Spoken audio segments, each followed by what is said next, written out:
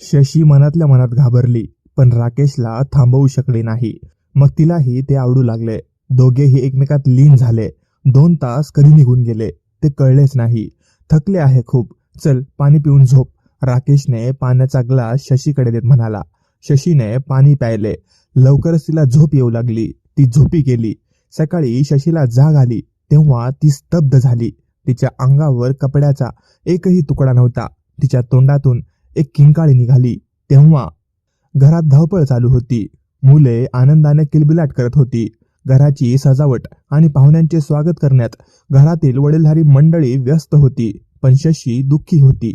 तिला काहीच बरे वाटत नव्हते. खरं तर आज तिची एंगेजमेंट होती. घरच्या बायका तिला वारंवार कपडे घालायला सांगत होत्या, पण ती शांतपणे खिडकीतून बाहेर बघत होती. तिला काही कळत नव्हते काय करावे. 2 महिन्यांपूर्वी तिचे लग्न ठरले तेव्हा ती खूप रडली. तिला दुसरे कोणीतरी हवे होते. मात्र तिच्या पालकांनी तिला न कळवता एका व्यावसायिकासोबत तिचे लग्न निश्चित केले होते. शहरातील वसतिगृहात राहून ती सध्या BEdचे शिक्षण घेत होती. तिच्यासोबत शिकणाऱ्या राकेशच्या प्रेमात ती पडली होती. पण तिने हे आई वडिलांना सांगितले नाही, कारण ती किंवा राकेश दोघेही आपल्या पायावर उभे राहू शकले नव्हते. अभ्यास पूर्ण व्हायला अजून 2 वर्षे बाकी होते. म्हणूनच लग्न कसे तरी 2 वर्षांसाठी पुढे ढकलले जावे अशी तिची इच्छा होती. तिला वाटले की जेव्हा परिस्थिती योग्य असेल तेव्हा ती तिच्या पालकांना सांगेन आणि राकेशसाठी त्यांना पटवून देईल. त्यामुळेच गेल्या सुट्टीत घरी आल्यावर तिचे लग्न निश्चित झाल्याची बातमी मिळताच ती खूप रडली. तिने लग्नाला नकार दिला होता, पण तिचे कोणीही ऐकले नाही. वडिलांना खूप राग आला आणि ते ओरडले, लग्न मला पाहिजे तिथे होईल. त्यांनी राकेशला फोनवर या गोष्टी सांगितल्या होत्या. तो घाबरला होता. तो म्हणाला होता, शशी तू लग्नाला नकार दे. नाही, हे इतकं सोपं नाहीये. वडील मानायला तयार नाहीत. पण मी जगणार कसं? तुझ्याशिवाय मी एकटा होईल. मीही तुझ्याशिवाय राहू शकणार नाही. राकेश, शशीने गळा काढला.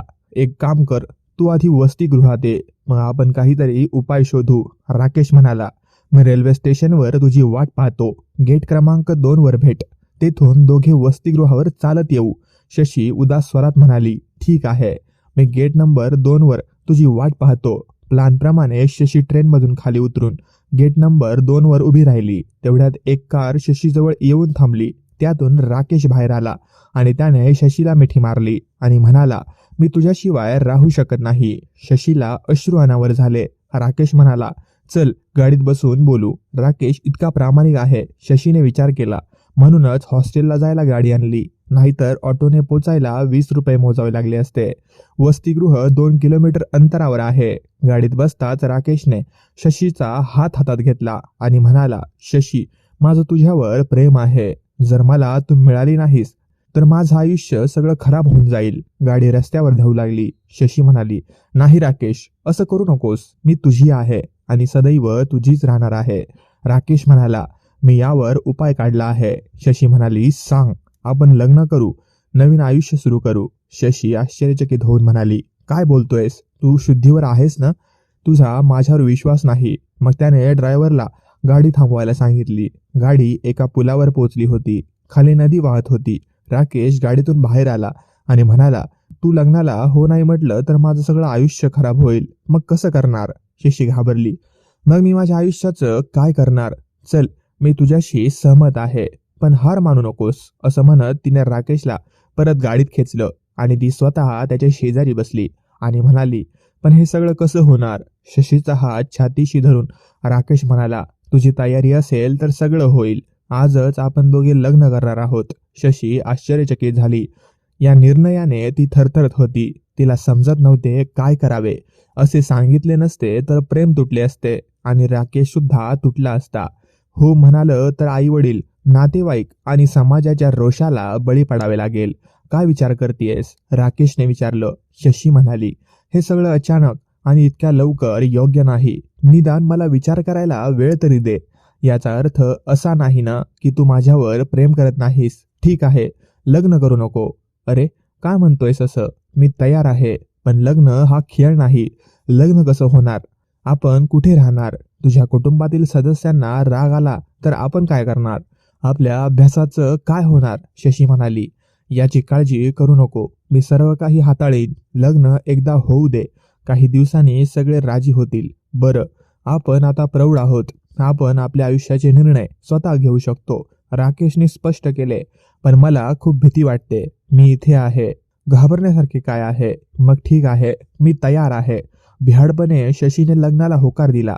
तिला तिचं प्रेम कोणत्याही किमतीत गमवायचं नव्हतं. राकेश आनंदाने म्हणाला, तू खूप छान आहेस. काही वेळाने गाडी एका हॉटेलच्या गेटवर थांबली. राकेश म्हणाला, घाबरू नकोस, सगळं ठीक होईल. आपण आजच लग्न करू, पण कोणाला सांगू नकोस. लग्नानंतर आपण काही दिवस हॉटेलमध्ये राहू. 15 दिवसांनी मी तुला माझ्या घरी नेईन. माझ्या आईला तिच्या सुनेला बघायचं आहे. तिला खूप आनंद होईल. मग तू तुझ्या आई वडिलांना सगळं सांगितलंस का? नाही, फक्त आईला.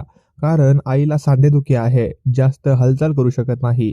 त्यामुळेच तिला आपल्या सुनेला लवकर घरी आणायचं आहे. पण वडिलांना माझं लग्न करायचं नाही. मी शिक्षण घेऊन स्वतःच्या पायावर उभं राहावं अशी त्यांची इच्छा आहे. पण तेही मान्य करतील तर आपल्या दोघांच्या सर्व अडचणी संपतील. राकेश म्हणाला, खरं आहे, तू खूप छान आहेस. तर माझ्या प्रिये, तू हॉटेलमध्ये आराम कर. आणि हो, या पिशवीत तुला आवश्यक असलेल्या सर्व गोष्टी आहेत. तू रात्री 8 पर्यंत तयार राहा. मग आपण दोघे जवळच्या मंदिरात जाऊ, तिथे लग्न करू. मग आपण हॉटेलवर येऊ. आजचा दिवस आपल्या आयुष्यातील सर्वात आनंदाचा दिवस असेल. राकेश काही व्यवस्था करायला बाहेर गेला. शशी द्विधा मनस्थितीत होती. तिला काहीच समजत नव्हते. आई वडिलांचा विश्वासघात करायचा विचार करून तिला वाईट वाटत होते. पण राकेश ठाम होता आणि तिला राकेशला गमवायचं नव्हतं. रात्रीचे 8 वाजले ते कळलेच नाही. तेवढ्यात राकेश आला आणि म्हणाला, अरे, तू अजून तयार नाहीस का? वेळ कमी आहे. तयार हो. मी पण तयार होतोय. पण राकेश, हे सगळं काही चांगलं चाललं नाहीये, शशी म्हणाली. तसं असेल तर चल, मी तुला हॉस्टेलवर घेऊन जातो. पण मला कायमचं विसरून जा. जिथे प्रेम नाही तिथे राहून काय करायचं? राकेश खिन्नपणे म्हणाला, तू खूप हट्टी आहेस राकेश. मला भीती वाटते की काहीतरी वाईट होईल. पण मला माझं प्रेम कोणत्याही किमतीत मिळवायचं आहे. अन्यथा पुरे झाले राकेश, बाकी काही बोलू नकोस. तासाभरात तयार होऊन दोघेही जवळच्या मंदिरात पोहोचले. राकेशचे काही मित्र तिथे आधीच हजर होते. राकेश मंदिराच्या पुजाऱ्याला म्हणाला, पंडितजी, आमचे लग्न लवकर पार पाडा. लवकरच लग्नाची प्रक्रिया पूर्ण झाली. शशी आणि राकेश एकमेकांचे झाले. शशीला मिठीत घेत राकेश म्हणाला, चल आता हॉटेलमध्ये जाऊ. आजची रात्र तिथेच काढायची आहे. दोघेही हॉटेलवर आले. पण हे दुसरं हॉटेल होतं. शशी अस्वस्थ वाटत होती. राकेश म्हणाला, काळजी करू नकोस, आता सर्व काही ठीक होईल. आजची रात्र आपल्या दोघांसाठी खास आहे. शशी मनातल्या मनात घाबरली, पण राकेशला थांबवू शकली नाही. मग तिलाही ते आवडू लागले. दोघेही एकमेकात लीन झाले. 2 तास कधी निघून गेले ते कळलेच नाही. थकले आहे खूप, चल पाणी पिऊन झोप. राकेशने पाण्याचा ग्लास शशीकडे देत म्हणाला. शशीने पाणी प्यायलं. लवकरच तिला झोप येऊ लागली. ती झोपी गेली. सकाळी शशीला जाग आली तेव्हा ती स्तब्ध झाली. तिच्या अंगावर कपड्याचा एक तुकडाही नव्हता. तिच्या तोंडातून एक किंकाळी निघाली. तेव्हा राकेश म्हणाला, शटअप प्रिये, तुझा आवाज ऐकायला इथे कोणी नाही. हे तू चांगलं नाही केलं राकेश. अंग झाकण्याचा प्रयत्न करत शशी रडायला लागली. तू माझा फक्त उपभोग घेत आहेस. मी सर्वांना सांगेन. मी पोलिसात तक्रार करणार आहे. नाही, तू हे करू नकोस, नाहीतर उलट तुझीच बदनामी होईल. असे म्हणत राकेश हसायला लागला. शशीच्या अंगाचे तुकडे होत होते. तिच्या अंगावर सर्वत्र ओरखडे व खाजवण्याच्या खुणा होत्या. राकेशने पाण्यात अंमली पदार्थ मिसळून रात्री प्यायला लावल्याचे तिला समजले. जेव्हा ती बेशुद्ध पडली तेव्हा त्याने असं केल्याचं तिच्या लक्षात आलं. शशी रडायला लागली आणि वाईट वाटलं. राकेश म्हणाला, आता गप्प बस. जे झालं ते विसरून जा. हे तुझ्या हिताचं आहे. आणि लवकर तयार हो. मी तुला हॉस्टेलवर घेऊन जातो. आणि हो, कोणाला काही बोलू नको, नाहीतर परिणाम चांगला होणार नाही. शशीला स्वतःच्या आणि कुटुंबाच्या फायद्यासाठी गप्प बसावे लागले.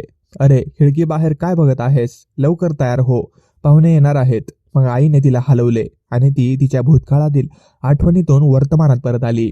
ते प्रेम नव्हतं, विश्वासघात होता. माझ्या सत्याचा आणि भावनांचा उपयोग त्याने स्वतःच्या आनंदासाठी केला. शशीने मनात विचार केला. तिचे अश्रू पुसत शशी बाथरूममध्ये शिरली. तिला तिच्या मूर्खपणाचा राग आला. तिने आपल्या जीवनाचा निर्णय घेण्याचा अधिकार दुसऱ्याला दिला होता, जे तिच्या कल्याणासाठी जबाबदार नव्हतं. म्हणूनच हे घडलं. पण ती अशी चूक पुन्हा कधीच करणार नाही. तिने तोंडावर पाणी मारून राकेशने दिलेल्या जखमेची वेदना कमी करण्याचा प्रयत्न केला. ह्यातून मला तुम्हा सगळ्यांना एक गोष्ट सांगायला नक्की आवडेल ती म्हणजे शिक्षण घेत असताना आपलं ध्येय शिक्षण असायला हवं.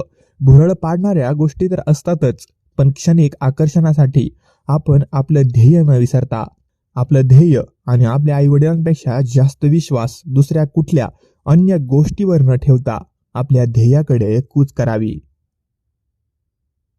स्टोरी आवडली असल्यास लाईक आणि सबस्क्राईब करायला विसरू नका. धन्यवाद.